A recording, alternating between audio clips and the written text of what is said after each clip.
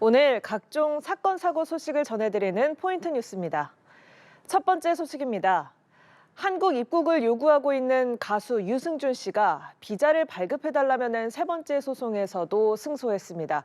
앞서 두 차례 소송 때와 마찬가지로 처분이 과도하다고 봤는데요. 다만 재판부는 이 판결이 유 씨의 과거 행위가 옳다는 의미는 아니라고 선을 그었습니다. 진기훈 기자입니다.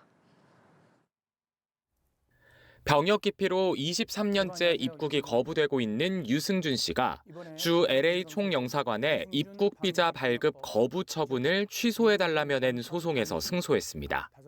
서울행정법원은 주 LA 총영사관이 유 씨에 대한 비자 발급 거부 처분을 취소해야 한다고 판결했습니다.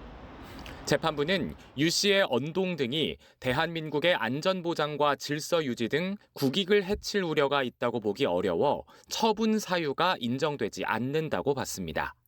또 유 씨의 입국을 금지해 얻는 공익에 비해 유 씨의 불이익이 지나치게 커 비례의 원칙을 위반했다고도 판단했습니다. 재판부는 다만 이러한 결론이 유 씨의 과거 행위가 옳다고 보는 게 결코 아니라고 덧붙였습니다.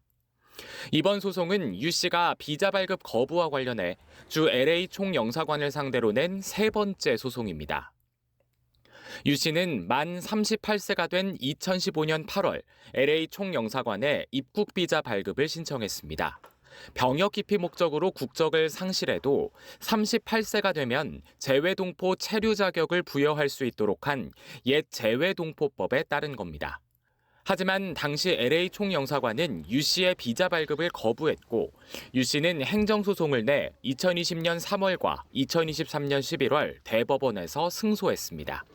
두 번의 대법원 확정 판결에도 법무부와 LA 총영사관은 유 씨의 병역 의무 면탈은 국익을 해칠 우려가 있다며 비자 발급을 거부하고 있는 상황입니다.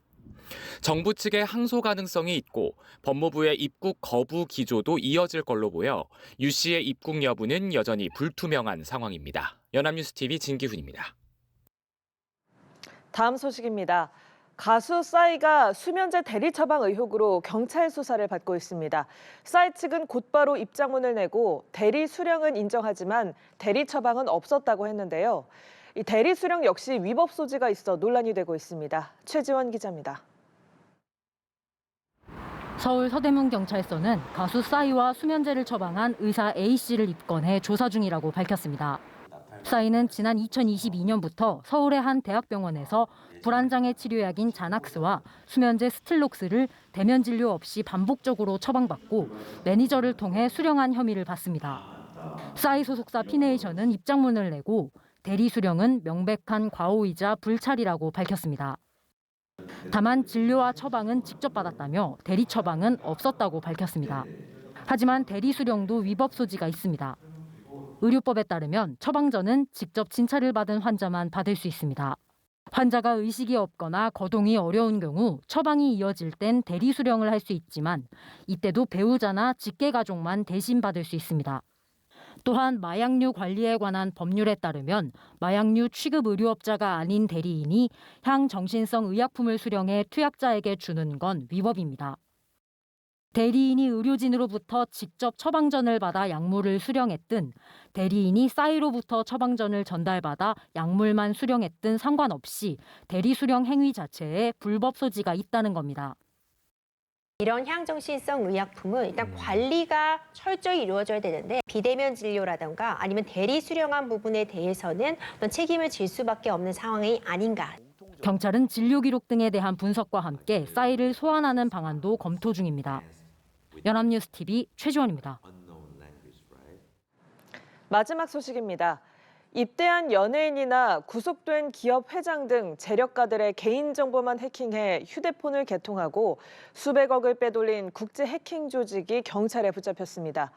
정보가 유출된 피해자들의 자산을 모두 합해보니 무려 55조 원에 달했습니다. 김선웅 기자입니다.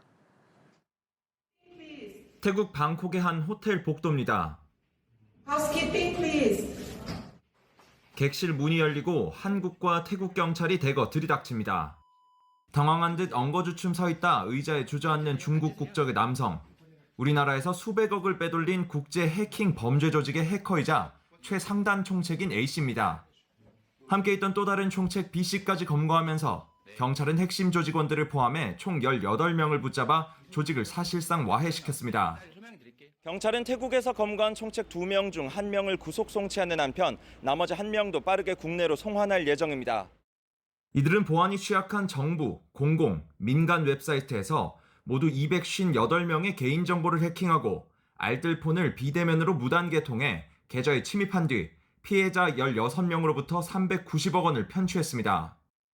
정보를 해킹한 258명 모두 사회적으로 유명한 재력가였습니다.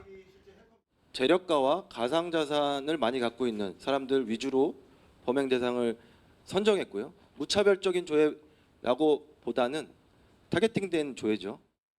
피해자 중에는 기업 대표와 임원, BTS 정국을 비롯한 유명 연예인, 체육인들이 포함됐는데 해킹 조직이 조회한 계좌의 총 잔액은 확인된 것만 55조 원이 넘었습니다. 이후 연예인이 입대를 하거나 기업 회장이 구속되는 등 알뜰폰 무단 개통에 신속히 대응할 수 없을 때를 노려 범행을 저질렀습니다. 경찰은 이번 검거 사례를 통해 휴대폰 비대면 개통 절차와 본인 인증 체계 전반에 대한 점검과 개선이 필요하다고 당부했습니다. 연합뉴스TV 김선웅입니다.